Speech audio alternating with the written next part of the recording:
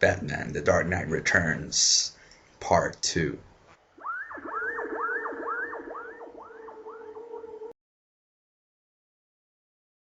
Okay, so Batman: The Dark Knight Returns Part 2 starts right off with Part 1 left, and here's what's been happening ever since. After Batman defeated the mutant leader, the mutant gangs separated into several small other gangs, and one of them is called the Sons of Batman. Aside from that, there are four main issues that the hero will now have to face. First, the Joker, who was in a vegetative state, wakes up after hearing the Batman's name repeatedly on the news, and he schemes up a plan of mass murder for his big return. Second, there is tension between the US and the Soviet Union for the possession of the Latin American island Corto Maltese. Third, the new police commissioner, Ellen Yendel, who's drawn like Robin, but older, believe it or not, issues an arrest warrant for the Batman because her office will no longer tolerate any criminal activity. And finally, the Man of Steel is introduced, and he's under direct orders from the President of the United States, and his current assignments are to resolve the conflict in Corto Maltese if war breaks, and to stop the Batman because he's getting a lot of attention from the press, and that's bad for the government.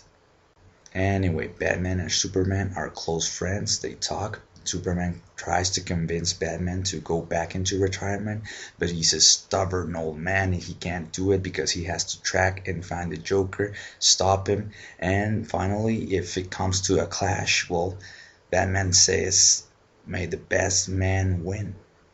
Now, if Part 1 had plot holes, scene inconsistencies, story conveniences, and a lot of illogical circumstances, well, you can multiply those times 50 and you'll have Part 2. Having said that, this movie is awesome. The animation, voice acting, and sound mixing are still great in this film, just like in the past one, and despite the problems I previously mentioned, the story will keep you interested from start to finish. You won't even have time to blink. And the ending and the resolution they give to the Batman character is really awesome. I cannot think of a better ending for this movie. However, there is one thing I did not like that they did on this movie, which does not happen on the comic book. Spoiler alert. Those bastards killed Alfred. Alfred lives in the comic book. Why did they kill him?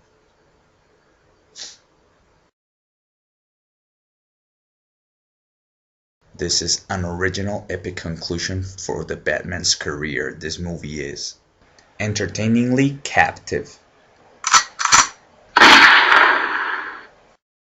Now I know they're the same story, Part 1 and Part 2, it's just a continuation, and don't get me wrong, I love them both. I love them both. But I like the first one better than the second one, even though the second one has epic clashes, but I thought the first one was more real, it was more Batman. Okay, as always, there's a link below for the trailer. Let me know which part did you enjoy the most and why. And ew, the years have not been kind, have they? Thank you for watching.